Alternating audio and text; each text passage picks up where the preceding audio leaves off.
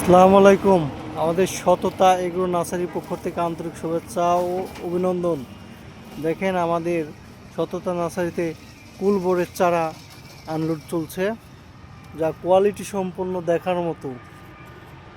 আপনারা যারা বাগান করতে যাচ্ছেন তারা এই বল সুন্দরী, ভারত সুন্দরী, থাই কুল, বাউ কুল, আপেল কুল, নারকেল কুল, বিভিন্ন কুলের চারা সংগ্রহ করতে পারেন এবং বাগান করতে পারেন।